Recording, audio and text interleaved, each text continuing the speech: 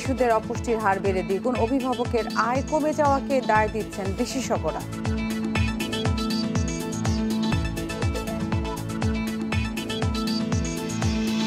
বনানীর Raintree হোটেলে ধর্ষণ মামলার রায় আজ। আপন জুয়েলার্সের সাফাত সহ আসামি 5 জন।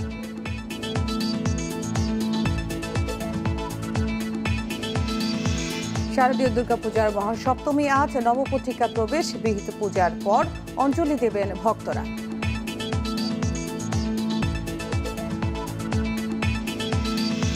করোনায় খাওয়ার ট্যাবলেটের অনুমোদন চেয়ে আবেদন, 50% মৃত্যু ঝুঁকি কমাতে সক্ষম দাবি।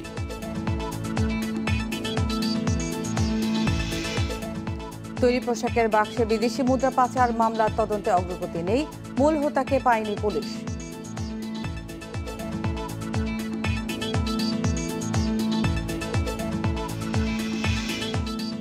স্বাগত সকাল 9টার 1 ঘন্টার বিরতিহীন ইন্ডিপেন্ডেন্ট সংবাদে। আপনাদের সঙ্গে আছি নুসরাত আফরিন এবং আমি আলী আশরাফ। এতক্ষণ শিরোনাম শুনছিলেন, যাচ্ছি পুরো খবরে। সম্প্রতি শিশুদের পুষ্টিহীনতায় ভোগার হার বেড়েছে দ্বিগুণেরও বেশি।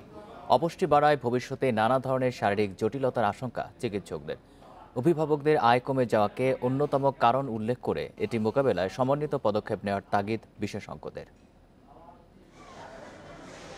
বাংলাদেশ শিশু হাসপাতাল ও ইনস্টিটিউটে প্রতিদিন চিকিৎসা নিতে আসে 250 থেকে 300 শিশু। চিকিৎসকরা বলছেন, সম্প্রতি কম ওজন ও পুষ্টিহীনতায় ভোগা শিশুর সংখ্যা বেড়েছে আশঙ্কাজনকভাবে। পুষ্টি সমৃদ্ধ খাবারের অভাব এর জন্য দায়ী। মারাত্মক তীব্র অপুষ্টি রোগীগুলোকে আমাদেরকে ভর্তি করতে হতো এবং তাদের সংখ্যা ছিল খুবই কম, 6 থেকে 7টা রোগী পার মান্থে আমাদের ভর্তি হতো।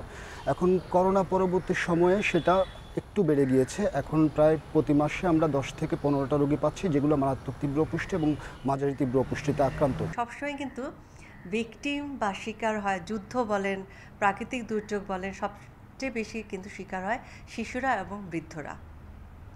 এই ক্ষেত্রে আমি যেটা দেখতে পাচ্ছি, এই যে আপনার ক্রয় ক্ষমতা লোকের কমে যাওয়া, তার ফলে এর প্রভাবে যেটা খাবারের উপর হওয়া, যে খাবারটা কেনার দরকার ছিল সেই খাবারটা কিন্তু সবাই কিনতে পারেননি। ক্রয় ক্ষমতা কমায় পুষ্টি সমৃদ্ধ খাবারের দিকে মনোযোগী হতে পারছেন না সাধারণ মানুষ। এর প্রভাব পড়েছে শিশু খাদ্যে। এই ঘাটতি মোকাবেলায় দ্রুত পদক্ষেপের তাগিদ পুষ্টিবিদদের। আমাদের যে ইনকাম সোর্স আছে সেখানের উপর করোনাতে প্রত্যেক মিডল ক্লাস ফ্যামিলি বলেন, লোয়ার ক্লাস ফ্যামিলি, সবার উপর একটু এফেক্ট হলেও পড়েছে। আমরা আগে প্রতিনিয়ত যেই প্রোটিন সমৃদ্ধ, ভিটামিন সমৃদ্ধ এবং পুষ্টিকর খাবার বাচ্চাদের জন্য এনশিওর করতে পারতাম, সেগুলোতে একটু হলেও আমরা ধাক্কা খেয়েছিলাম এবং সেটারই এফেক্ট আমরা মনে করছি যে এই বাচ্চাগুলো ক্ষীণকায় বা খর্বকায় হচ্ছে। অপুষ্টি ও কম ওজনের শিশুর ভবিষ্যতে নানা জটিলতা দেখা দিতে পারে। এ কারণে শিশু স্বাস্থ্য সুরক্ষায় সবাইকে সজাগ হবার আহ্বান জানিয়েছেন চিকিৎসকরা। Buddhadeb Kundu, independent news, Dhaka. রাজধানীর বনানীতে রেইনট্রি হোটেলে 2 শিক্ষার্থী ধর্ষণ মামলায় সাফাত আহমেদ সহ 5 আসামির বিরুদ্ধে রায় আজ। সকালে ঢাকার নারী ও শিশু নির্যাতন দমন ট্রাইব্যুনাল 7-এর বিচারক কামরুন নাহারের আদালতে এই রায় ঘোষণার কথা রয়েছে। এর আগে গত 3 অক্টোবর রাষ্ট্র ও আসামি পক্ষ যুক্তিতর্ক শেষে রায় ঘোষণার জন্য আজকের দিন ঠিক করেন আদালত। পাশাপাশি ওই দিন মামলার 5 আসামির জামিন বাতিল করে কারাগারে পাঠানোর আদেশও দেওয়া হয়। 2017 সালে বনানীর রেইনট্রি হোটেলে ডেকে নিয়ে বিশ্ববিদ্যালয় পড়ুয়া 2 তরুণীকে ধর্ষণের অভিযোগে বনানী থানায় মামলা হয়। পরে সে বছরই মামলার প্রধান আসামি সাফাত আহমেদ সহ 5 আসামির বিরুদ্ধে অভিযোগ গঠন করা হয়। সাফাত আহমেদ আপন জুয়েলার্সের মালিক দিলদার আহমেদের ছেলে। তিনি ছাড়া মামলার অপর 4 আসামি হলেন সাফাত আহমেদের বন্ধু সাদমান সাকিব, নাইম আশরাফ, সাফাতের দেহরক্ষী রহমত আলী ও গাড়ি চালক বিল্লাল হোসেন। মৃত্যুদণ্ডপ্রাপ্ত সাবেক স্বরাষ্ট্র প্রতিমন্ত্রী লুৎফুজ্জামান বাবরের অবৈধ সম্পদ অর্জন ও তথ্য গোপনের মামলার রায় আজ। দুদকের করা এই মামলায় ঢাকার বিশেষ জজ আদালতে এ রায় দেওয়া হবে। গত সোমবার রাষ্ট্র আসামি পক্ষের যুক্তি উপস্থাপন শেষে রায় ঘোষণার জন্য 12 অক্টোবর দিন ঠিক করেন। এর আগে 2007 সালে তত্ত্বাবধায়ক সরকারের সময় আটক হন বাবর। 2008 সালে অবৈধ সম্পদ অর্জন ও তথ্য গোপনের অভিযোগে তার বিরুদ্ধে মামলা করে দুদক। তদন্ত শেষে ওই বছরের 16 জুলাই দুদক আদালতে চার্জশিট দাখিল করে। এর আগে 21 আগস্ট গ্রেনেড হামলা মামলার রায়ে বাবরকে মৃত্যুদণ্ড দিয়েছে আদালত।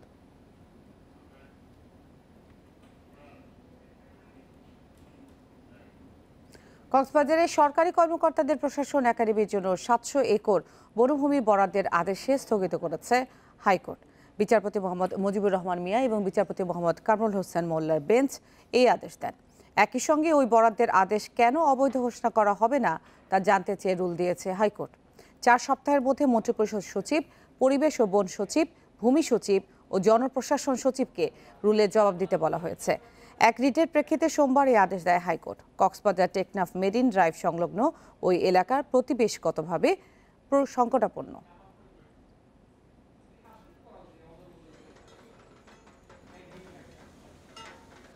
শারদীয় দুর্গোৎসবের আজ মহাসপ্তমী। সকালে নবপত্রিকা প্রবেশ ও সপ্তমী বিহিত পূজা শুরু হবে। পূজা শেষে ভক্তরা অঞ্জলি দেবেন। আগামীকাল বুধবার হবে মহা অষ্টমী। এরপর পর্যায়ক্রমে 14 ও 15 অক্টোবর হবে নবমী ও দশমী। এর আগে সোমবার নানা আয়োজনে উদযাপন করা হয় ষষ্ঠী পূজা। ঢাকের বাদ্য, উলুধ্বনি, শঙ্খ আর কাঁসর ঘণ্টা বাজিয়ে নানা আয়োজনে ষষ্ঠী পূজায় দেবী দুর্গাকে মর্তে আমন্ত্রণ জানান ভক্তরা। এবার দেশজুড়ে মোট 32,117 মণ্ডপে হচ্ছে দুর্গাপূজা। করোনা সংক্রমণ রোধে মণ্ডপে মাস্ক পরা বাধ্যতামূলক করা হয়েছে। নিরাপত্তা নিশ্চিতে তৎপর আছেন র্যাব, পুলিশ সহ আইনশৃঙ্খলা বাহিনীর সদস্যরা।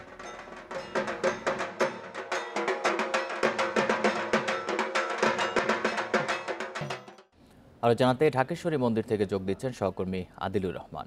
আদিলুর, মহাসপ্তমীর আনুষ্ঠানিকতা কখন শুরু হবে আর ভক্ত দর্শনার্থীদের ভিড় কেমন দেখছেন?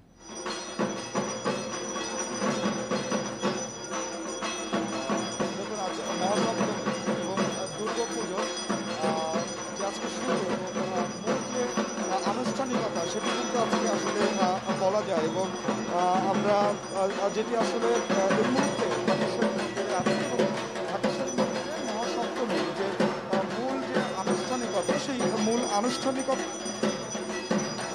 মূল যে আনুষ্ঠানিকতা সেই মূল আনুষ্ঠানিকতাটি আসলে শুরু হয়েছে এবং মূলত দুর্গা উৎসবের মূল যে পর্ব সেই পর্ব কিন্তু আসলে শুরু হয় আজকে এবং মহাসপ্তমীতে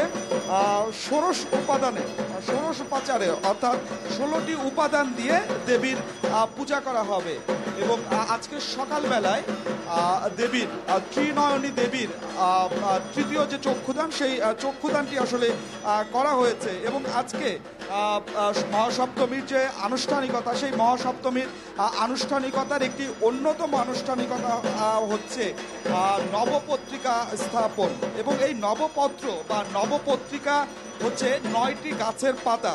তবে পুজোর নবপত্রিকা 9টি পাতা নয়, 9টি উদ্ভিদ, অর্থাৎ 9টি উদ্ভিদ দেবীর 9টি বিশেষ রূপের প্রতীক। আবার নবপত্রিকা 9 জন প্রভাবশালী দেব দেবীকেও আসলে বোঝায়, যেটি আসলে আমরা জানতে পেরেছি। এবং আপনাকে আরেকটি বিষয় জানিয়ে রাখি যে এই 9টি যে উদ্ভিদ অর্থাৎ যে নবপত্রিকার যে 9টি উদ্ভিদ সেই 9টি উদ্ভিদের মধ্যে রয়েছে কলা, কচু, মানকচু, হলুদ, জয়ন্তী, বেল, ডালিম, অশোক ও ধান। এই 9টির মধ্যে প্রধান উদ্ভিদ হচ্ছে কলা গাছ। এবং আজকে যে মহাসপ্তমী সেই মহাসপ্তমীর যে সকালটা সেই সকাল থেকে আমরা দেখছি যে ভক্তদের যে উপস্থিতি সেই ভক্তদের উপস্থিতি আমরা মণ্ডপে মণ্ডপে আসলে দেখতে পেয়েছি। ভক্তরা আসছেন, প্রার্থনা করছেন। একটি বছর পরে দেবী দুর্গা এসেছেন, দেবী দুর্গার কাছে তারা প্রার্থনা করছেন, সুখ শান্তির জন্য প্রার্থনা করছেন এবং এই মুহূর্তে আসলে যে করোনা মহামারী চলছে সেই করোনা মহামারী থেকে দেশ যাতে ভালো থাকতে পারে, দেশের মানুষ ভালো থাকতে পারে সেই প্রার্থনাও কিন্তু আসলে করা হচ্ছে। আপনাকে জানিয়ে রাখি যে মহাসপ্তমীর যে মূল পূজা সেই মূল পূজাটি আসলে কিছুক্ষণ আগেই শুরু হয়েছে। এই পূজা চলবে 10টা পর্যন্ত, 10:15 থেকে 10:30 এই সময়টিতে অঞ্জলি প্রদান করা হবে। এবং সবশেষ একটি বিষয় জানিয়ে শেষ করতে চাই যে পূজা মণ্ডপে বরাবরই আসলে নিরাপত্তার বিষয়টি আসে, আইন শৃঙ্খলার বিষয়টি আসে। আমরা আসলে যেটি দেখছি যে আইন শৃঙ্খলা বাহিনীর পক্ষ থেকে পর্যাপ্ত নিরাপত্তা ব্যবস্থা কিন্তু এখানে নেওয়া হয়েছে, র্যাব পুলিশের টহল জোরদার করা হয়েছে এবং একই সাথে পূজা মণ্ডপে যাতে সবাই মাস্ক এবং হ্যান্ড স্যানিটাইজার ব্যবহার করেন এবং নিরাপদ দূরত্ব রেখে যাতে পূজা মণ্ডপে আসেন, প্রার্থনা করেন সেই বিষয়টি কিন্তু আসলে এখানে নিশ্চিত করা। ঢাকেশ্বরী মন্দির থেকে জানাচ্ছেন সহকর্মী আদিলুর রহমান। মহাসপ্তমীর আরও খবর জানাতে চট্টগ্রাম ও বরিশাল থেকে যোগ দিচ্ছেন সহকর্মীরা। শুরুতেই চট্টগ্রাম থেকে জানাবেন সহকর্মী ইফতেখার ফয়সাল। ইফতেখার, চট্টগ্রামে পূজার আয়োজন সম্পর্কে জানাবেন, নিরাপত্তা ব্যবস্থা কেমন নেওয়া হচ্ছে সেটিও জানাবেন।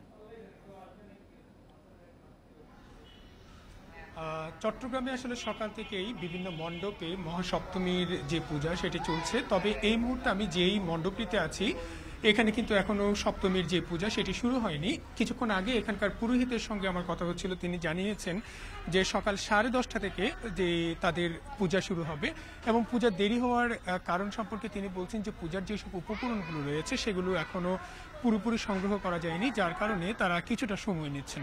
এবং এরই মধ্যে আমরা কিন্তু ভক্তদের উপস্থিতিও এখানে তেমন একটা দেখিনি, যদিও কিছুক্ষণ আগে থেকে কয়েকজন করে কেবল আসতে শুরু করেছেন এবং সকাল 10টা থেকে 10টা হতেই হয়তো এখানে পুরোপুরি ভক্তদের সমাগম বাড়বে, এমনটি এখানকার আয়োজকরা বলছেন। আর চট্টগ্রামে এই মণ্ডপের মতো চট্টগ্রাম নগরীতে প্রায় 277টি যে মণ্ডপে পূজা অনুষ্ঠিত হচ্ছে, এর নগরীর বাইরেও প্রায় 1,500-এর বেশি পূজা মণ্ডপে দুর্গাপূজা অনুষ্ঠিত হচ্ছে, যেখানে সার্বজনীনভাবে এবং একই সঙ্গে ব্যক্তিগত উদ্যোগেও পূজা অনুষ্ঠিত হচ্ছে। আর আমরা গত বছর এবং এর আগের বার যেটি দেখেছিলাম যে করোনার কারণে পূজার যে আয়োজন সেটি কিছুটা সীমিত করা হয়েছিল, সেই জায়গা থেকে বেরিয়ে এবার কিন্তু প্রায় প্রতিটি মণ্ডপে খরচ কিছুটা বাড়ানো হয়েছে এবং যে আয়োজন সেটির আসলে চাকচিক্য কিংবা যেই খরচ সেটি আগের তুলনায় বাড়ানো হয়েছে। এবং আমরা এখানে দেখেছি যাতে করোনার প্রবণতা কিছুটা প্রকোপ কিছুটা কমলেও যাতে স্বাস্থ্যবিধি মানা হয় সেই বিষয়টির দিকে আয়োজকরা নজর দিচ্ছেন। তো এই ছিল মোটামুটি এখানকার খবর। ইফতেখার, আপনি থাকবেন আমাদের সাথে। আমরা এবার বরিশালের পূজার খবর জেনে আসি। সেখান থেকে আমাদের সাথে যুক্ত আছেন সহকর্মী মুরাদ আহমেদ। মুরাদ, বরিশালে মহাসপ্তমীতে কি কি আয়োজন রয়েছে আর স্বাস্থ্যবিধি কতটা মানছেন ভক্ত দর্শনার্থীরা?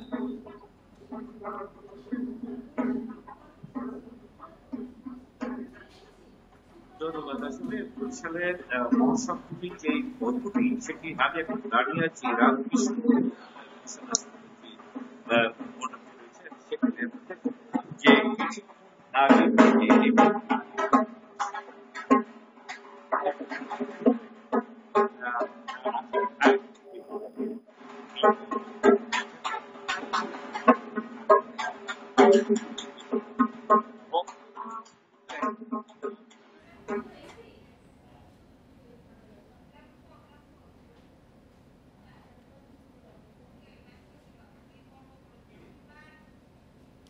চট্টগ্রাম এবং বরিশাল থেকে জানাচ্ছেন আমাদের সহকর্মীরা।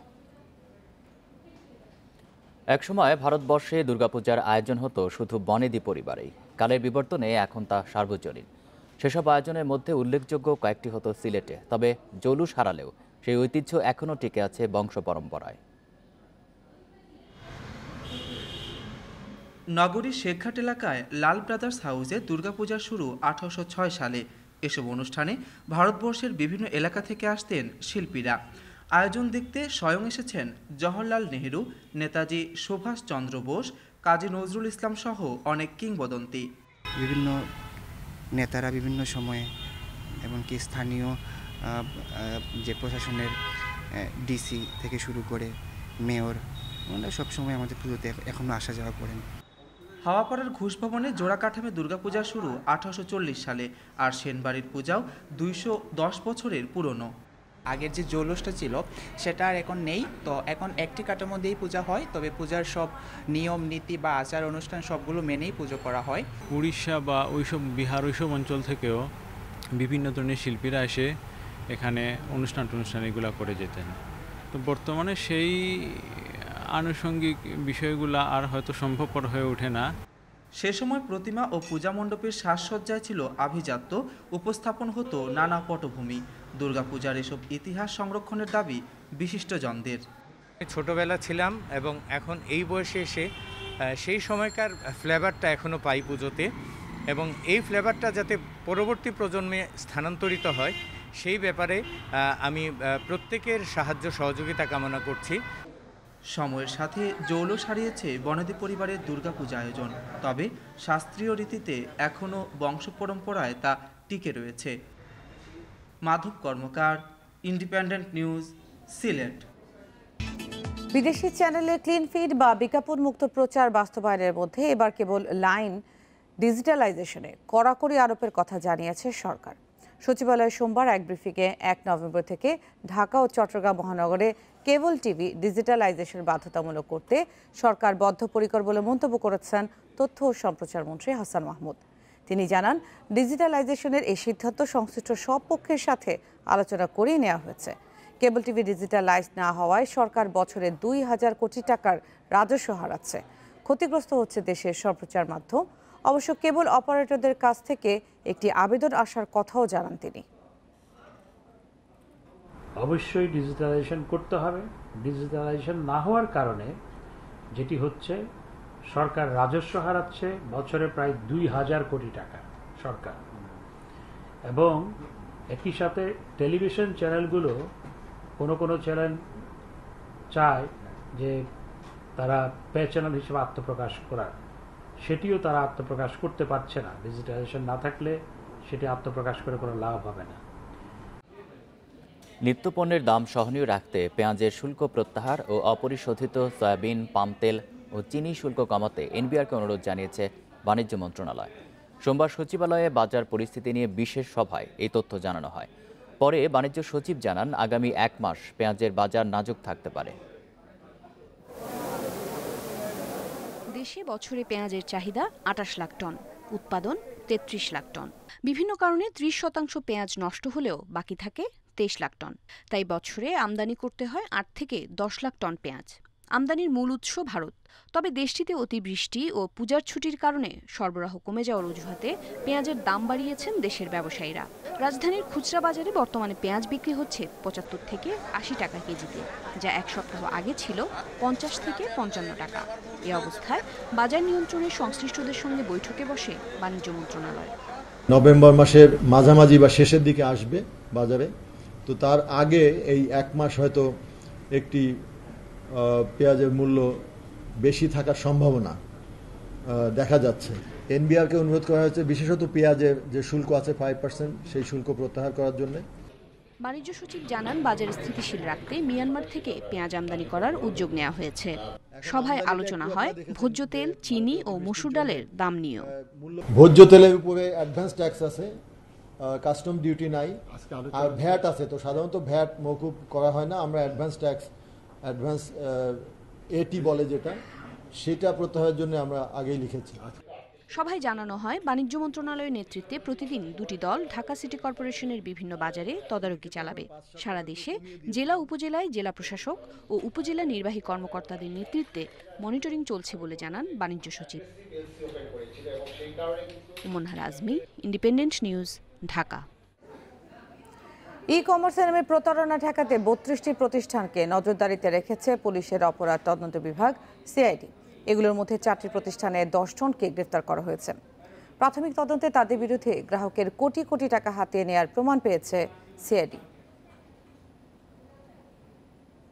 লোভনীয় অফার দিয়ে ডিজিটাল প্ল্যাটফর্মে বিজ্ঞাপন দিয়ে আসছিল ই-কমার্স প্রতিষ্ঠান থলে.com, উইকম.com, 24ticket.com, রিং আইডি সহ নানা প্রতিষ্ঠান। সময়মতো পণ্য না দিয়ে প্রতারণার অভিযোগে এরই মধ্যে প্রতিষ্ঠানগুলোর বিরুদ্ধে অভিযোগ জমা পড়েছে বিভিন্ন গোয়েন্দা সংস্থার কাছে। একই মালিকের থলে.com ও উই.com-এর অফিসে অভিযান চালিয়ে প্রতিষ্ঠানটির অন্তত 6 কর্মকর্তাকে গ্রেপ্তার করেছে সিআইডি। বিজ্ঞাপনে আকৃষ্ট হয়ে 50 দিনের মধ্যে পণ্য সরবরাহ করার শর্তে টাকা পরিশোধ করে ভুক্তভোগীরা।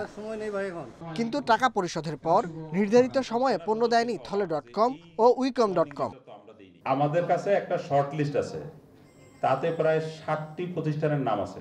তার মধ্যে 30-32টা প্রতিষ্ঠানকে আমরা এখন মনিটর করছি। আমাদের মনিটরিংয়ের বাইরেও 20-25টা প্রতিষ্ঠান আছে। সিআইডির আরেক অভিযানে 24ticket.com ও রিং আইডি 2 কর্মকর্তাকে গ্রেপ্তার করেছে সিআইডি। 24ticket.com-এর বিরুদ্ধে 50 কোটি টাকা ও রিং আইডি এজেন্টের মাধ্যমে 100 কোটি টাকা আত্মসাতের প্রমাণ পেয়েছে গোয়েন্দারা। এদের বিজনেস স্টাইলটা যেটা, তারা একটা বড় রকমের সাবস্ক্রাইবার ক্রিয়েট করে, যেহেতু এটা বড় রকমের সাবস্ক্রাইবার যদি ক্রিয়েট করা যায়, তাহলে তারপর এই বিজনেস থেকে তারা সরে আরেক ধরনের বিজনেসে চলে যাবে। যেহেতু ওনারা আমাদের মামলার আসামি, এটা আমরা প্রক্রিয়ার মধ্যে গেছি। আমরা প্রয়োজনীয় সব পদক্ষেপ নিয়েই থ্রু আমাদের ইন্টারন্যাশনাল প্রসিডিউর, ইন্টারপোলের মাধ্যমে আমরা বাকি কাজ করব। ই কমার্স প্ল্যাটফর্মে জালিয়াতির সাথে জড়িত সবাইকে শিগগিরই আইনের আওতায় আনার কথা জানিয়েছে CID. Nahid Kamal, independent news, Dhaka. এখন থেকে পণ্য বেচাকেনার সময় মূল্য সংযোজন কর বা ভ্যাট অন্তর্ভুক্ত করে পণ্যের দাম লিখতে হবে। পণ্যের দাম লিখে পরে মূল্য পরিশোধের সময় ভ্যাটের অর্থ রাখা যাবে না। ভ্যাটের টাকা অন্তর্ভুক্ত করে গ্রাহকের জন্য পণ্য বা সেবার মূল্য নির্ধারণ করে সম্প্রতি আদেশ জারি করেছে জাতীয় রাজস্ব বোর্ডের ভ্যাট বিভাগ। এতে বলা হয়, রসিদে পণ্য বা সেবার বিবরণ, পরিমাণ এবং ভ্যাট ও সম্পূরক শুল্ক থাকলে তা যুক্ত করে দাম বাংলাদেশি মুদ্রায় দিতে হবে।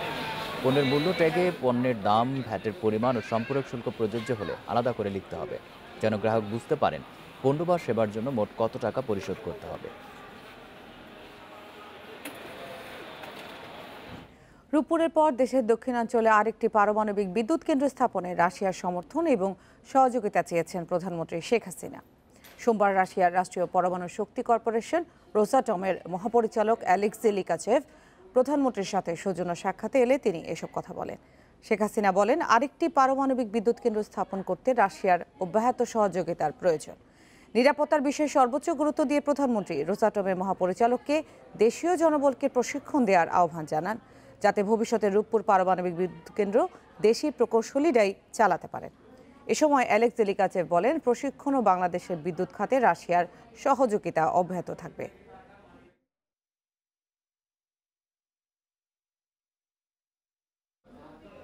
দেশের দ্বিতীয় পারমাণবিক বিদ্যুৎ কেন্দ্র স্থাপনে আগ্রহী দক্ষিণ কোরিয়া। দেশটির রাষ্ট্রদূত লি জাং কেউন জানান, কারিগরি সহযোগিতার পাশাপাশি মেগা প্রকল্পে অর্থায়নের সক্ষমতা কোরিয়ার রয়েছে।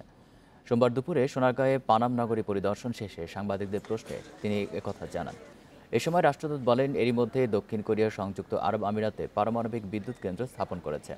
এখনই বিনিয়োগ প্রশ্নে দুদেশের মধ্যে আলোচনা না হলেও সরকারি বেসরকারি খাত থেকে অর্থায়ন করা অসম্ভব হবে না।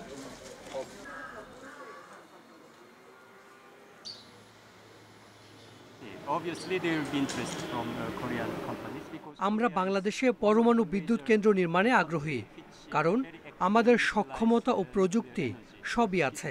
দক্ষিণ কোরিয়ার পক্ষে অর্থায়নের বিষয়ে আমি এখনই কোনো কিছু বলতে পারছি না, তবে টেকনিক্যাল বিষয়ে আমরা সহযোগিতা করতে প্রস্তুত। আগামী নির্বাচনে শেখ হাসিনার নেতৃত্বে আরও স্বতঃস্ফূর্তভাবে অংশ নেবে আওয়ামী লীগ। দল ও সরকারের বিরুদ্ধে চালিয়ে যাওয়া বিএনপির সব ধরনের প্রচারণার জবাব উন্নয়নের মাধ্যমেই দেওয়া হবে।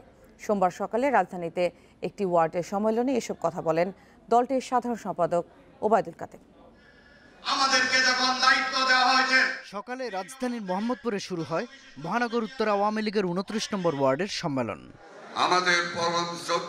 নিজেদের বক্তব্যে কেন্দ্রীয় নেতারা কর্মীদের বিভিন্ন দিক নির্দেশনা দেন, তাগিদ দেন দ্বাদশ জাতীয় সংসদ নির্বাচনের প্রস্তুতির। প্রধান অতিথির বক্তব্যে ওবায়দুল কাদের সরকার ও আওয়ামী লীগকে নিয়ে বিএনপি নেতাদের বিভিন্ন বক্তব্যের কড়া সমালোচনা করেন। আগামী বছর যখন মেট্রো রেল, পদ্মা সেতু, কর্ণফুলী টানেল, বাস র্যাপিড ট্রানজিট, এই 4টা প্রকল্প, মেগা প্রকল্প যখন উদ্বোধন হবে, বিএনপি সমালোচনার মুখ জনগণই বন্ধ করে দেবে। আমরা তাদের অপপ্রচারের জবাব দেব আমাদের উন্নয়ন দিয়ে, আমাদের অর্জন দিয়ে। দ্বাদশ জাতীয় সংসদ নির্বাচনে জয় নিশ্চিতে আওয়ামী লীগ আরও ইতিবাচকভাবে এগোবে বলে জানান তিনি। ভালো মানুষরা যত আওয়ামী লীগে আসবে, আওয়ামী লীগ ততই শক্তিশালী হবে এবং আমরা আওয়ামী লীগকে একটি আধুনিক, সুশৃঙ্খল, সুসংগঠিত, আরও আধুনিক, আরও স্মার্ট পার্টি হিসাবে আগামী ইলেকশনে প্রতিদ্বন্দ্বিতা করতে চান। বিএনপি অন্তর্কন্দলে জর্জরিত উল্লেখ করে ওবায়দুল কাদের মন্তব্য করেন, দলের গণতন্ত্রহীনতার কারণেই নেতারা বিএনপি ছেড়ে যাচ্ছেন। শাহাদাত স্বপন, ইন্ডিপেন্ডেন্ট নিউজ, ঢাকা। বাংলাদেশে ক্রিকেট ম্যাচ বা ইংলিশ প্রিমিয়ার লিগ, এ নিয়ে ঢাকায় বসেই অনলাইনে খেলা যাচ্ছে জুয়া, চলছে অনলাইন ক্যাসিনো, আর এর লেনদেন হচ্ছে বিকাশ, নগদ, রকেট বা ভিসা, মাস্টার কার্ডে। প্রতিরোধে কোনো আইন না থাকায় মামলা করতে পারছে না পুলিশ, তবে আইনমন্ত্রী বলছেন দরকারে ডিজিটাল নিরাপত্তা আইন সংশোধন হবে। টি-20 বিশ্বকাপে বাংলাদেশ স্কটল্যান্ডের ম্যাচ ১৯ অক্টোবর ওমানে। এরই মধ্যে অনলাইনে 1xBet ও Bet365-এ সরব জুয়ারিরা। প্রথম বলে কত রান বা ওয়াইড হবে কিনা তা নিয়ে তুঙ্গে দরদাম, আর এই টাকা চলে যাচ্ছে দেশের বাইরে। শুধু বিদেশি নয়, মোস্ট বেট বিডি নামে কোম্পানিও জুয়া আর ক্যাসিনো চালাচ্ছে দেশে। নাম পরিচয় গোপন করে ক্লাউড স্পেসে ওয়েবসাইট ও অ্যাপস খুলেছে তারা। লেনদেন হচ্ছে বিকাশ, নগদ এবং ব্যাংকের এটিএম কার্ডে। তবে এই অপরাধে আইনের আওতায় আনার বিধান নেই 1867 সালের পাবলিক গ্যাম্বলিং অ্যাক্টে। নেটওয়ার্কিং অ্যাপ ডেভেলপার ও লেনদেনে জড়িতদের বিরুদ্ধে ব্যবস্থা নিতে পারে না আইনশৃঙ্খলা বাহিনী। এই অ্যাপগুলো তো বাইরে, সুতরাং এটি হোয়াইট চ্যানেলের সুযোগ কিন্তু নাই। যে কোনোভাবেই হোক না কেন এই মানিটা লন্ডার হচ্ছে বলে আমাদের কাছে মনে হচ্ছে। অ্যাবসলিউটলি পাচারই বলতে পারে না। অ্যাপ্রোপ্রিয়েট লটার থাকলে পরে আমাদের জন্য কাজ করতে অনেক সহজ হয়।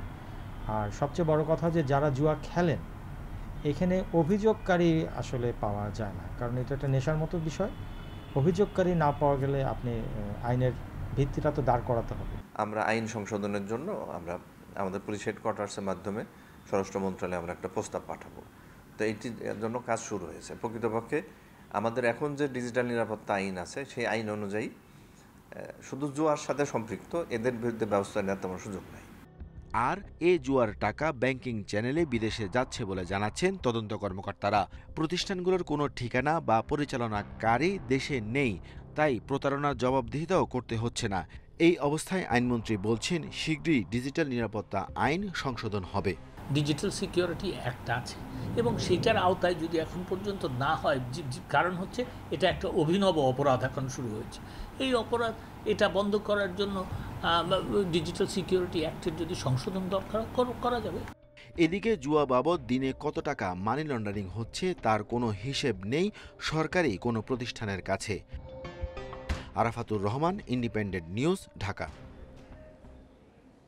কার্গো ভিলেজ দিয়ে তৈরি পোশাকের বক্সে 12.5 কোটি মূল্যের বিদেশি মুদ্রা পাচার মামলা তদন্তের কোনো অগ্রগতি নেই।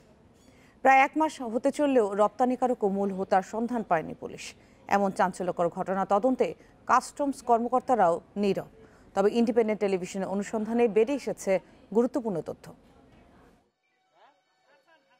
13 সেপ্টেম্বর ঢাকার শাহজালাল আন্তর্জাতিক বিমানবন্দরের কার্গো ভিলেজে গার্মেন্টস পণ্য ঘোষণার একটি রপ্তানি চালানে সন্দেহ হয় নিরাপত্তা সংস্থা অ্যাপসেকের। তল্লাশিতে মেলে 55 লাখ সৌদি রিয়াল ও 20,000 সিঙ্গাপুর ডলার। এ সময় হাসান আলী নামে একজনকে আটক করা হয়। অর্থ আটক ব্যক্তিকে কাস্টমস হাউসে হস্তান্তর করে বিমানবন্দর কর্তৃপক্ষ। পরে বিমানবন্দর থানায় মামলা করে কাস্টম হাউস। বিশেষ ক্ষমতা আইনে চোরাচালানের মামলা করে দায় সেরেছে কাস্টমস হাউস কর্তৃপক্ষ। তাদের হাতে চোরাচালানে জড়িত রপ্তানিকারকের যে তথ্য আছে সেগুলো তারা পুলিশকে দেয়নি। এমনকি তদন্তকারী পুলিশ কর্মকর্তাও কাস্টমস হাউসের কাছে কোনো তথ্য জানতে চায়নি। যদিও পুলিশ দাবি করছে চোরা কারবারিদের ধরতে অভিযান অব্যাহত আছে। বিল অফ এন্ট্রির তথ্যে রপ্তানিকারক প্রতিষ্ঠান স্টার এক্সপ্রেস লাইন আর তাদের C&F এজেন্ট মার্কসম্যান ইন্টারন্যাশনাল। সিঙ্গাপুরে এই টাকার প্রাপক নেটওয়ার্ক ইন্টারন্যাশনাল কোরিয়ার। কাস্টমসের আমদানি রপ্তানির সফটওয়্যার অ্যাসাইকুডা ওয়ার্ল্ডের তথ্য বলছে চলতি বছরে স্টার এক্সপ্রেস এ ধরনের আরও 86টি বিল অফ এন্ট্রি জমা দেয়, যার অনেকগুলো চালানই রপ্তানি হয়। এসব রপ্তানিতে তারা 3টি C&F প্রতিষ্ঠানের সহযোগিতা নেয়। চালান ধরা পড়ার পর থেকে উধাও স্টার এক্সপ্রেস লাইনের মালিক ও কর্মীরা। রাজধানীর ফকিরাপুলের শতাব্দী সেন্টারে তাদের অফিস বন্ধ। মালিক জনৈক রাকিবউদ্দিন সিদ্দিকী জাতীয় পরিচয়পত্র নিয়েছেন গুলশানের এই বাসার ঠিকানায়, তবে এখানে তিনি থাকেন না। শুল্ক গোয়েন্দারা বলছেন এ ঘটনায় আরও বড় চক্র জড়িত। স্টার এক্সপ্রেস শুধু পাচারের কাজ করত। আমরা এরকম সেন্সিটিভ ইস্যুতে আমরা মানি লন্ডারিং তদন্ত করি। মানি লন্ডারিং তদন্তের একটা প্রক্রিয়া আছে। প্রথমে ইনফরমেশন কালেকশন করতে হয়, তারপরে অনুসন্ধান করতে হয়, এরপরে অনুসন্ধান রিপোর্ট আমরা আমাদের যে সংস্থা এনবিআরে পাঠায়। এনবিআর যখন অনুসন্ধান রিপোর্ট যখন অনুমোদন করে তখন আমরা মামলা দায়ের করি। কার্গো ভিলেজ দিয়ে রপ্তানি পণ্যের মোড়কে টাকা পাচার ধরা পড়ার ঘটনা এটাই প্রথম। পাচারকারীরা বিদেশে পালিয়েছেন নাকি দেশেই লুকিয়ে রয়েছেন নিশ্চিত নন তদন্তকারীরা। Ruhul Amin, independent news, Dhaka. প্রধানমন্ত্রীর কার্যালয় ও সেনাবাহিনীর বিভিন্ন পদে চাকরি দেওয়ার নামে ভুয়া নিয়োগপত্র দেওয়ার অভিযোগে চক্রের মূল হোতাসহ 5 জনকে গ্রেপ্তার করেছে সিআইডি। এ সময় তাদের কাছ থেকে ভুয়া নিয়োগপত্র, টোকেন, স্লিপ, ফোন সেট ও আবেদনকারীর কাগজপত্র জব্দ করা হয়। সিআইডি জানায় চক্রটি গত 1 দশক ধরে সরকারের বিভিন্ন প্রতিষ্ঠানে নিয়োগের নাম করে ভুয়া কাগজপত্র বানিয়ে প্রতারণা করে আসছিল। চক্রটি সেনাবাহিনী ও সিআইডিতেও ভুয়া নিয়োগপত্র তৈরি করত। চক্রটি 8 থেকে 10 লাখ টাকা করে 11 চাকরি প্রার্থীর কাছ থেকে প্রায় কোটি টাকা হাতিয়ে নেয়। যখন হেডকোয়ার্টারে যায় আর্মি হেডকোয়ার্টারে, তখন তারা বলে যে না, এটা তো আমাদের না, এটা ভুয়া। আশ্চর্যের আরো একটা বিষয় আছে, আমাদের এখানেও কিন্তু এরকম ভুয়া নিয়োগপত্র দিছিল সিআইডির নামে। যার সই করা নিয়োগপত্র নিয়ে আসছে তার কাছেই গিয়ে দিছে যে আমি তো জয়েন করতে এসেছি। তো জেসমিন আমাদের এসএস অ্যাডমিন, সে তো দেখো অবাক, তার নাম দাম লেখা সবকিছু একদম অফিসিয়াল চিঠি যেরকম সেরকমই। চলন্ত ট্রেনে পাথর নিক্ষেপের ঘটনা রোধে সচেতনতা বাড়ানোর উদ্যোগ নিয়েছে রেলওয়ে কর্তৃপক্ষ। এবছর ঢাকা বিভাগের বিভিন্ন এলাকায় মোট 76 বার পাথর মারার ঘটনায় আহত হয়েছেন 15 জন। এর মধ্যে বেশি ঝুঁকিপূর্ণ টঙ্গী ও ভৈরব এলাকা।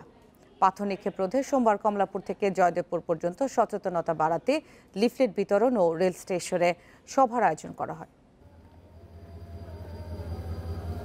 দেশের বিভিন্ন স্থানে চলন্ত ট্রেনে অহরই ঘটছে পাথর নিক্ষেপের ঘটনা। এতে যাত্রীরা আহত হওয়ার পাশাপাশি একাধিক মৃত্যুও ঘটেছে।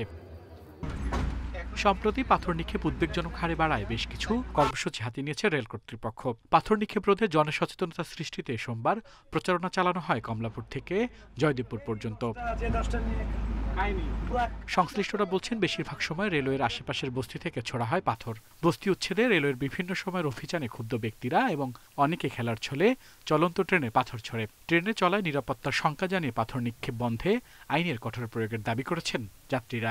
আমি একবার দেখেছিলাম একজন মুরব্বী পাথর নিক্ষেপ করছিল ট্রেনের মধ্যে। ছাদ থেকে আপনার পাথর নিক্ষেপ করছে, পরে আমার লুকিং গ্লাস দিয়ে বের হয়ে গেছে, অল্পের জন্য আমার মাথায় লাগেনি।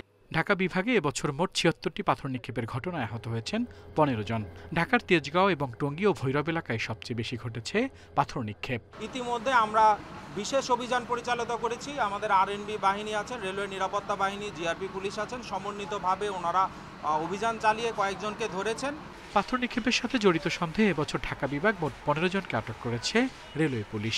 পাথর নিক্ষেপকারীদের ধরিয়ে দিতে ঘোষণা করা হয়েছে 10,000 টাকার পুরস্কার।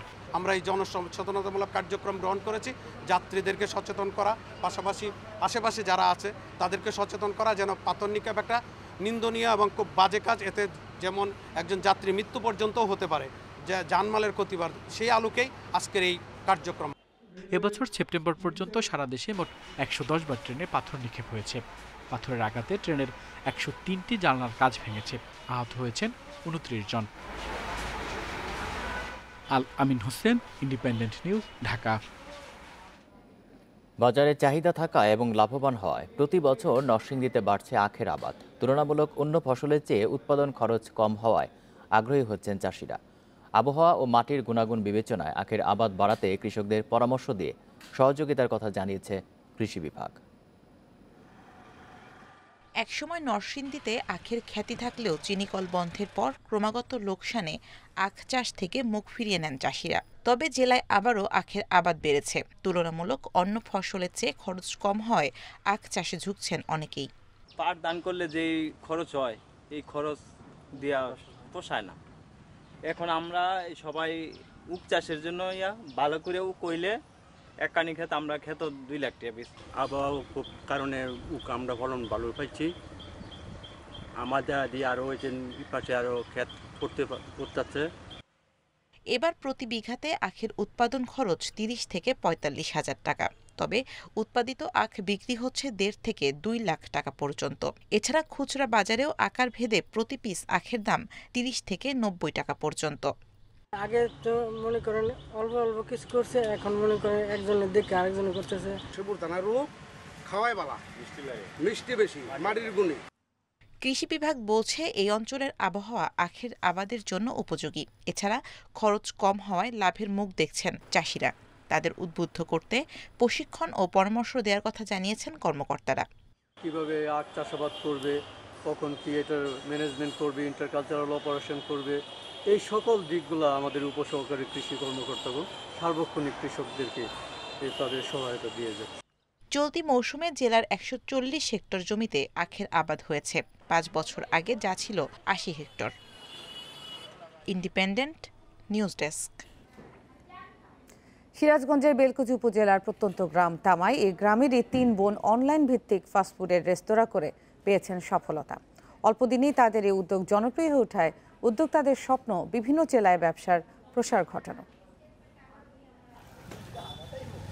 সিরাজগঞ্জের তামাই গ্রামটি তাঁতশিল্প সমৃদ্ধ হওয়ায় প্রথমে অনলাইনে কাপড়ের ব্যবসা শুরু করেন ঢাকার একটি বেসরকারি কলেজে অধ্যয়নরত জাকিয়া আফরোজ জয়ন। করোনার প্রকোপ শুরু হওয়ায় মাস্টার্সে ভর্তি না হয়ে বাড়ি ফিরে আসেন তিনি। এরপরই দু বোনকে সঙ্গী করে শুরু করেন অনলাইন ফাস্টফুড রেস্তোরাঁ।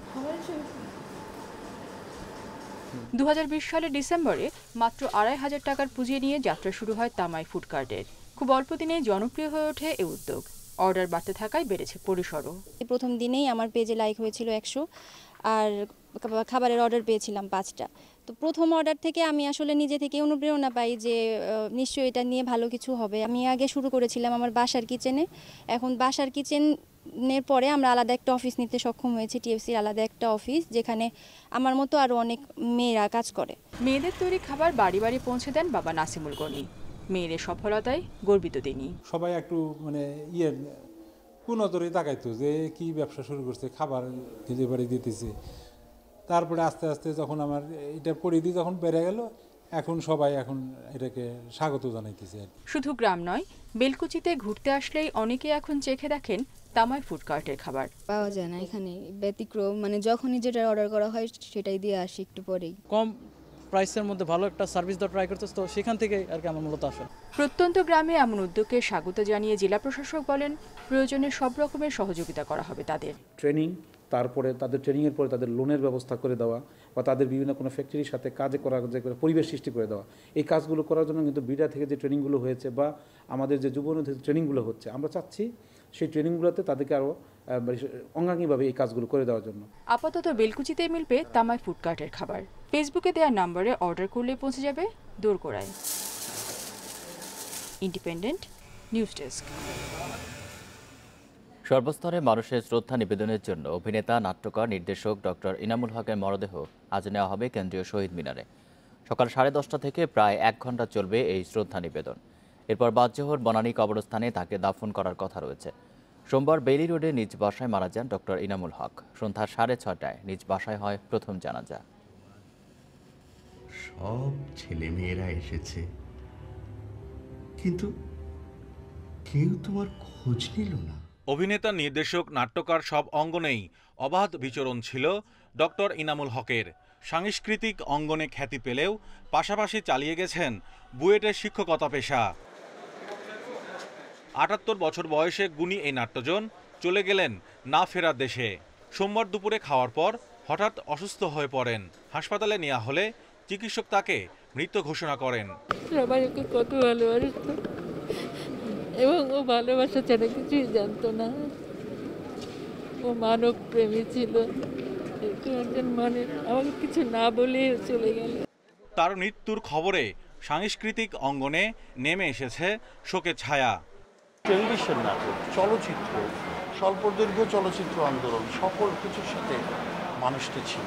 একসঙ্গে অভিনয় করেছি, কত স্মৃতি, কত স্মৃতি যে এইভাবে চলে যাবে এটা ভাবতেও পারিনি। ব্যক্তি জীবনে অধ্যাপনা করতেন এবং তেমনি করে নাটকের একটা পরিবার গড়ে তুলেছেন। মুক্তিযুদ্ধের চেতনায় বিশ্বাসী একজন গুণী ব্যক্তিত্বকে আমরা হারালাম। গুণী এই নাট্যজনের মৃত্যুতে শোক প্রকাশ করেছেন রাষ্ট্রপতি মোহাম্মদ আব্দুল হামিদ ও প্রধানমন্ত্রী শেখ হাসিনা। সোমবার সন্ধ্যায় নিজ বাসায় হয় ইনামুল হকের প্রথম জানাজা। মঙ্গলবার বেলা 10:30টায় কেন্দ্রীয় শহীদ মিনারে শ্রদ্ধা নিবেদনের জন্য রাখা হবে তার মরদেহ।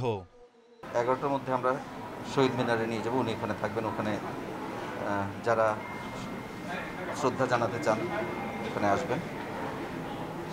বাদজোহর বনানী গোরস্থানে আমরা ওনাকে দাফন করব। ইনামুল হকের পুরো পরিবারই নাট্য জগতের সঙ্গে জড়িত। সাংস্কৃতিক অঙ্গনে অবদানের স্বীকৃতি হিসেবে পেয়েছেন 21 পদক। Mahmudul Hasan, independent news, Dhaka. যুক্তরাষ্ট্রে করোনার মুখে খাওয়ার ওষুধের জরুরি ব্যবহারের অনুমোদন চেয়েছে মার্কিন ওষুধ নির্মাতা প্রতিষ্ঠান মার্ক অ্যান্ড কো। সোমবার মার্কিন ফুড অ্যান্ড ড্রাগ অ্যাডমিনিস্ট্রেশনের কাছে আবেদন করেন তারা। প্রতিষ্ঠানটির দাবি, হালকা থেকে মাঝারি উপসর্গের রোগীদের চিকিৎসার পাশাপাশি 50% মৃত্যু ঝুঁকি কমাতে সক্ষম এই ট্যাবলেট। এটি অনুমোদন পেলে ঘরে বসেই করোনা চিকিৎসা করা যাবে বলে মত তাদের। এদিকে বিশ্বে করোনায় একদিনে 4,500 মৃত্যু হয়েছে। এ নিয়ে মোট মৃতের সংখ্যা 48,72,000-এর বেশি। নতুন 3 লাখের বেশি রোগী নিয়ে মোট আক্রান্ত 23,89,00,000 ছাড়ালো। রাশিয়ায় 24 ঘন্টায় সবচেয়ে বেশি 957 জনের মৃত্যু হয়েছে। যুক্তরাষ্ট্রে একদিনে প্রাণ গেছে 333 জনের। ব্রাজিলে একদিনে 219 ও ভারতে 177 জনের মৃত্যু হয়েছে।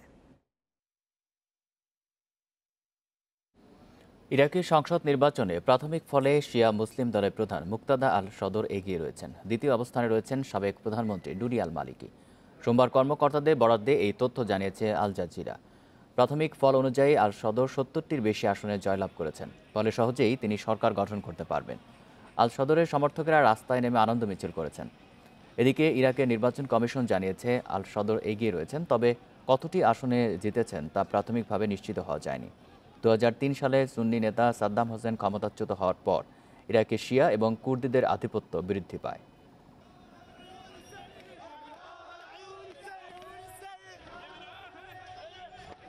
ভারতের উত্তরপ্রদেশে গাড়ি চাপা দিয়ে কৃষক হত্যায় অভিযুক্ত কেন্দ্রীয় মন্ত্রী অজয় মিশ্রের ছেলে আশিসকে 3 দিনের রিমান্ডে পাঠানো হয়েছে।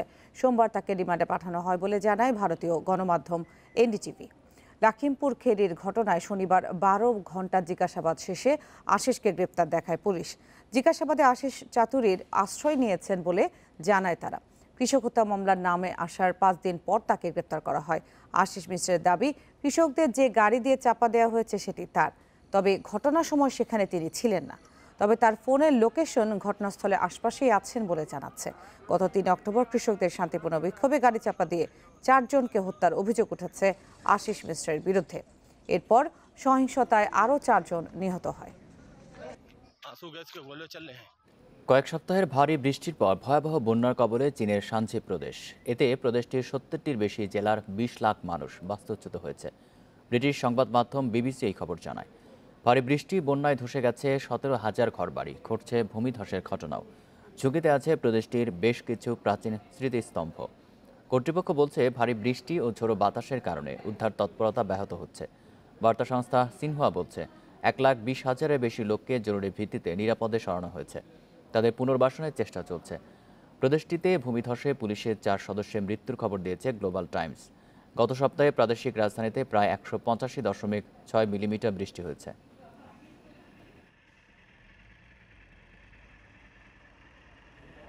অর্থনীতিতে এবছর নোবেল পেয়েছেন যুক্তরাষ্ট্রের ডেভিড কার্ট, জশুয়া ইংরিং এবং গুইডো ইমব্রেমস। সুইডেনের স্টকহোমে সোমবার এই ঘোষণা দেন royal Swedish academy of sciences. শ্রমিকদের ন্যূনতম মজুরি, অভিবাসন ও শিক্ষার প্রভাব কতটুকু জানতে 90 দশকের মাঝামাঝি থেকে গবেষণা শুরু করেন কানাডা বংশোদ্ভূত মার্কিন অর্থনীতিবিদ ডেভিড কার্ট। তথ্য-উপাত্ত বিশ্লেষণ করে তিনি প্রমাণ করেছেন শ্রমবাজারে এর যথেষ্ট প্রভাব রয়েছে। এদিকে প্রাকৃতিক পরীক্ষা নিরীক্ষাগুলোর কারণ ও প্রভাব বিশ্লেষণ করে পুরস্কার পান জশুয়া অ্যাংরেস্ট ও গুইডো ইমবেন্স। অর্থনীতিতে নোবেল বিজয়ী নাম ঘোষণার মধ্য দিয়ে শেষ হলো এবারের আসর। ডিসেম্বরে বিজয়ীদের হাতে তুলে দেওয়া হবে পুরস্কার ও অর্থ।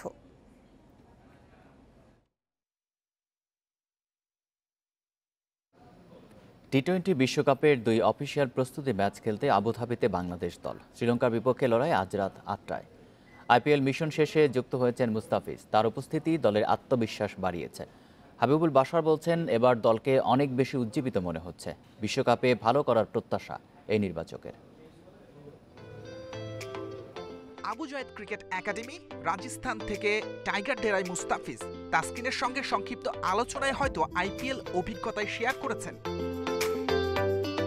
হালকা ওয়ার্ম আপে চনমনে টিম টাইগার্স, স্ট্যান্ড বাই থেকে স্কোয়াডে ঢোকা রুবেল অন্যরকম অপেক্ষায়। একদিকে সোহানের কিপিং অনুশীলন, অন্যদিকে ব্যাটিংয়ে মনোযোগী মুশফিক। 2 নেটে ওপেনার নাইম লিটনের মধ্যে ভালো করার তাড়না পরিষ্কার। মূল লড়াইয়ের আগে 2 প্রস্তুতি ম্যাচের গুরুত্ব অনেক। শ্রীলঙ্কার সাথে জিতে আত্মবিশ্বাস বাড়ানোই টার্গেট। মুস্তাফিজের দলের ফেরাটা ডেফিনেটলি, আমি দলের সাথে যোগ দেওয়াটা ডেফিনেটলি অনেক বড় একটা ব্যাপার। সবাই ও এখানে খেলে গেছে, খেলছিল এখানে, তো এখানকার কন্ডিশনটা কেমন হতে পারে সব কিছু খুব ভালো জানে, সেটা আমরা জানতে পারছি। আশা করি সাকিবও খুব দ্রুত দলের সাথে যোগ দেবে। সব মিলিয়ে সোফার সো গুড, সব কিছু ভালো যাচ্ছে। আশা করছি যে এবার ওয়ার্ল্ড কাপটা আমরা ভালো করব। চিন্তার কারণ মাহমুদুল্লাহ রিয়াদের ফিটনেস। মঙ্গলবার শ্রীলঙ্কার বিপক্ষে খেলবেন না অধিনায়ক, থাকবেন বিশ্রামে। রিয়াদের অবভিয়াসলি একটু হালকা স্লাইড ব্যাক পেন আছে, বাট যেহেতু সামনে যখন আমাদের কম্পিটিশন শুরু হবে তখন খুব একটা বিশ্রাম পাওয়ার সুযোগ নেই, ব্যাক টু ব্যাক ম্যাচ আছে, যার জন্য আমরা কোনো রিস্ক নিচ্ছি না। লঙ্কা পরীক্ষার একদিন পর আয়ারল্যান্ডের সাথে মোকাবিলা, তারপর আবারও ওমানে ফিরবে বাংলাদেশ দল। 17 তারিখ স্কটল্যান্ড ম্যাচ দিয়ে শুরু হবে মূল মিশন। সাইদ সাদি, ইন্ডিপেন্ডেন্ট নিউজ। একদিকে টাইগারদের বিশ্বকাপের আনুষ্ঠানিক প্রস্তুতি পর্ব চলছে, অন্যদিকে আইপিএলে ব্যস্ত সাকিব। বিসিবির অনুমতি পেয়ে কলকাতার মিশন সঙ্গী টাইগার তারকা। এলিমিনেটর টপকে দ্বিতীয় কোয়ালিফায়ারে উঠেছে তার দল। শারজায় রয়্যাল চ্যালেঞ্জার্স বেঙ্গালুরুর বিপক্ষে শুরুতেই আক্রমণে আসেন সাকিব। নিয়ন্ত্রিত বোলিংয়ে এদিনও প্রতিপক্ষের সমীহ আদায় করেছেন টাইগার স্পিনার। সব মিলিয়ে 4 ওভারে কোটায় 24 রানে থাকেন উইকেট শূন্য। নৈপুণ্যে বেঙ্গালুরু আটকে যায় 138 রানে। জবাবে সহজ ম্যাচ কঠিন করে ফেলে কলকাতা। শেষ ওভারে দরকার ছিল 7 রান। বাউন্ডারি হাঁকিয়ে স্বস্তি দেন সাকিব। চতুর্থ বলে জয় নিশ্চিত করেন তিনি। বুধবার ফাইনালে ওঠার লড়াইয়ে কেকেআরের প্রতিপক্ষ দিল্লি ক্যাপিটালস।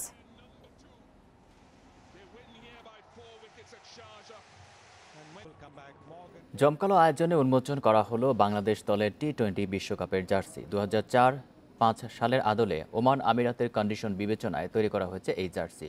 হোম ও অ্যাওয়ে কিটে আছে লাল সবুজের মিশ্রণ। এদিকে বিশ্ব আসরে সেরাটা দিতে পারলেও ভালো কিছু সম্ভব বলছেন বিসিবি পরিচালক ও সাবেক অধিনায়ক আকরাম খান। ওমান এ দলের বিপক্ষে প্রস্তুতি ম্যাচে বিশ্বকাপের হোম কিট দেখা গেছে।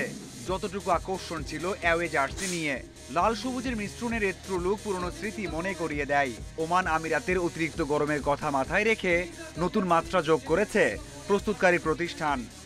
5 বছর আর কোনো ওয়ানডে জিতিনি, এবং ওই জার্সিটা 2004-এর জার্সিটার পরে আমরা জিম্বাবুয়ের সাথে সিরিজ জিতলাম, আমরা অস্ট্রেলিয়াকে হারালাম, আমরা ইন্ডিয়াকে হারালাম।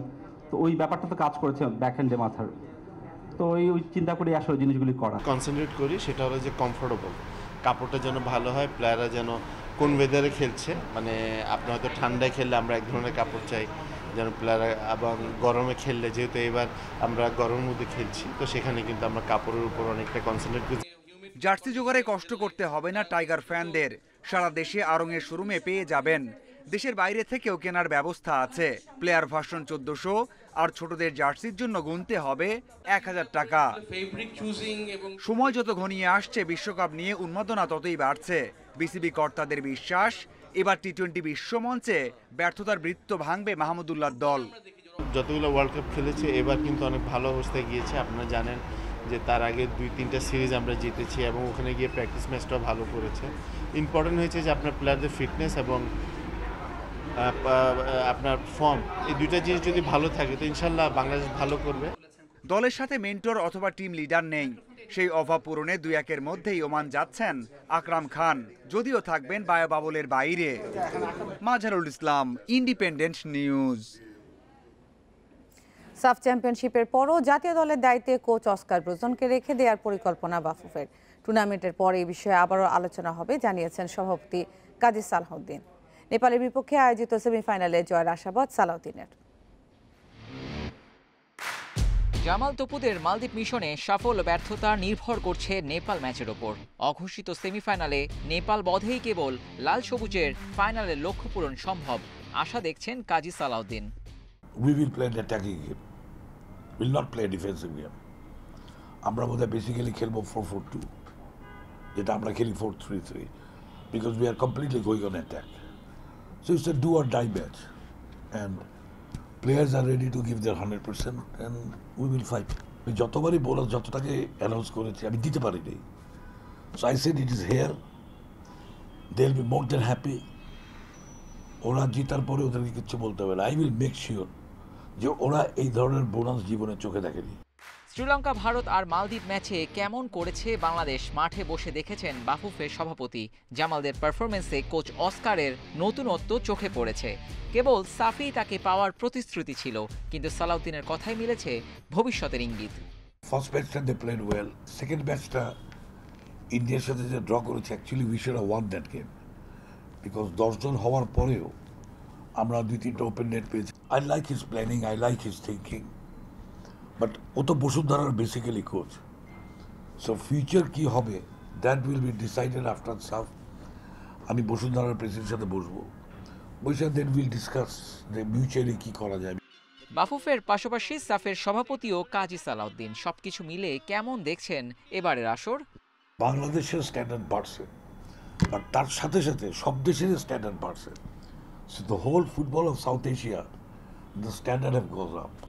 16 অক্টোবর ফাইনালের পরদিনই সাফের কংগ্রেস। সে লক্ষ্যে শুক্রবার আবারও মালদ্বীপ যাবেন কাজী সালাউদ্দিন। Abidur Rahman, independent news, Dhaka. বিরতিতে ক্লান্তি দূর করে নতুন উদ্যমে প্রস্তুত বাংলাদেশ দল। বুধবার নেপালকে হারিয়ে সাফের ফাইনালে চোখ রাখছে লাল সবুজ। কঠিন পরীক্ষায় চাপমুক্ত থেকে শতভাগ দেওয়ার তাগিদ দিচ্ছেন দলের ম্যানেজার সত্যজিৎ দাস রূপু।